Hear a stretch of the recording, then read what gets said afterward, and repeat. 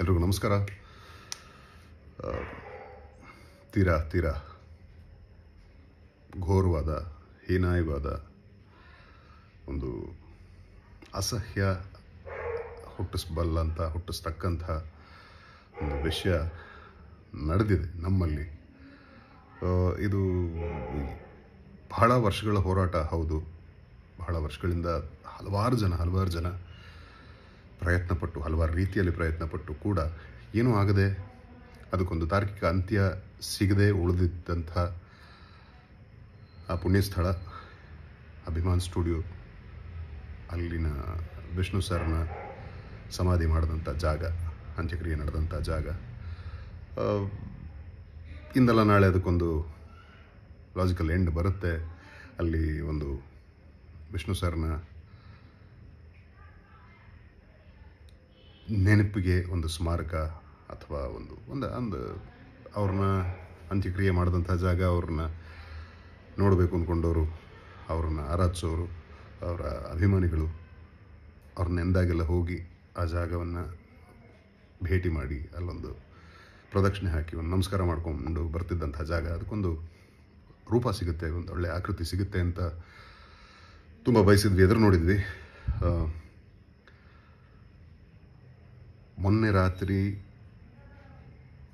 ಅಥವಾ early morning ಸದ್ದಿಲ್ದಂಗೆ, ಏನು ವಿಷಯ ಪಸರಾಗದಂಗೆ ಕಾಯ್ಕೊಂಡು ಸಮಾಧಿಯನ್ನು ನೆಲಸಮ ಮಾಡಿ ಅಲ್ಲಿ ಆ ಥರದೊಂದು ವಿಷಯ ಇತ್ತು ಅನ್ನೋದೇ ಕಾಣದೇ ಇರೋ ಹಾಗೆ, ಕಣ್ಮರೆಯಾಗೋ ರೀತಿ ಅದನ್ನು ಅಳಿಸಿ ತುಂಬ ಹೀನ ಕೃತ್ಯವನ್ನು ಮೆರೆದಿದ್ದಾರೆ. ಇದಕ್ಕೆ ಯಾವ ರೀತಿ ಅಂದರೆ, ಒಳ್ಳೆ ಮಾತುಗಳಲ್ಲಿ ಇದನ್ನು ಬಣ್ಣಿಸೋಕ್ಕಂತೂ ಆಗಲ್ಲ. ಒಳ್ಳೆ ಮಾತಲ್ಲಿ ಏನನ್ನೂ ಹೇಳೋಕ್ಕಾಗಲ್ಲ ಇದ್ರ ಬಗ್ಗೆ, ಅಷ್ಟು ಹೇಯ ಕೃತ್ಯ ಇದು. ಅಂಥ ಒಬ್ಬ ಮೇರು ನಟನಿಗೆ ಮಾಡಬೇಕಿತ್ತ ಈ ಥರ ಅವಮಾನ ಅನ್ನೋದು ಒಂದಾದರೆ,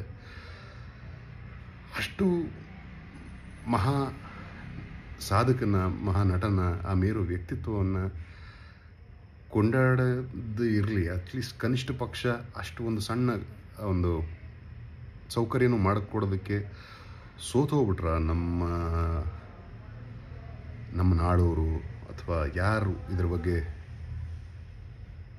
ಕಾಳಜಿ ವಹಿಸಿದ್ರೆ ಆ ಜಾಗನ ಉಳಿಸ್ಕೋಬೋದಿತ್ತು, ಅಂಥವರೆಲ್ಲ ಇಷ್ಟು ಸುಲಭವಾಗಿ ಕೈ ಬಿಟ್ಬಿಟ್ರ.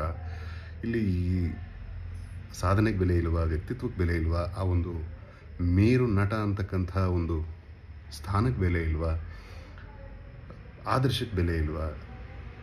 ಈ ಥರ ಹಲವಾರು ಪ್ರಶ್ನೆ ಬರುತ್ತೆ. ಇದು ತುಂಬ ದುಃಖ ಆಗುತ್ತೆ. ಇದು ಈ ಥರ ಇಷ್ಟು ಕಳಪೆಯಾಗಿ ಯಾರು ಹೊಂಚಾಕಿ ಕೆಲಸ ಮಾಡಿದಾರಲ್ಲ, ಅವ್ರಿಗೆ ನನ್ನ ಛೀಮಾರಿ ಇರಲಿ. ಇದಾಗಬಾರ್ದಾಗಿತ್ತು.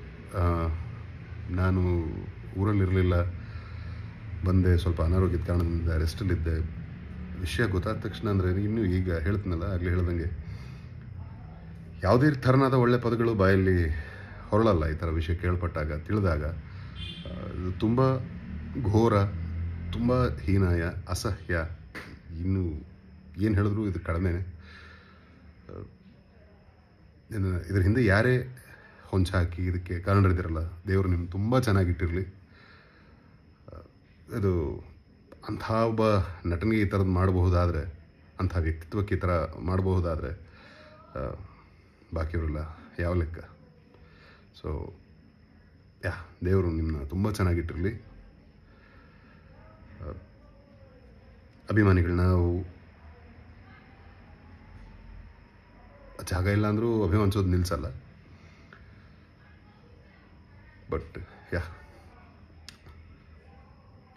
ಇದಕ್ಕೆ ಒಂದು ಸೂಕ್ತವಾದ ಒಂದು ಪರಿಹಾರ ಕಾಣ್ಕೊಳ್ಳೇಬೇಕಿದೆ. ಕೊರಗ್ತಾ ಕೂರೋದ್ರಲ್ಲಿ ಅರ್ಥ ಇಲ್ಲ, ನಿಜ. ಬಟ್ ಇದು ಕೊರಗಲ್ಲ, ಇದು ಎಂದಿಗೂ ಅಳಿಸಲಾಗದಿರೋಂಥ ಒಂದು ನೋವು, ಎಂದಿಗೂ ಅಳಿಸಲಾಗದಿರ್ತಕ್ಕಂಥ ಒಂದು ಕಪ್ಪು ಚುಕ್ಕೆ ನಮ್ಮ ಕರ್ನಾಟಕದ ಚರಿತ್ರೆಯಲ್ಲಿ ಉಳಿಯುತ್ತೆ. ಇದು ಕಪ್ಪು ಚುಕ್ಕೆಯಾಗಿ ಉಳಿಯುತ್ತೆ. ಇದಕ್ಕೆ ಕಾರಣರಾದವ್ರಿಗೆ ಧಿಕ್ಕಾರ.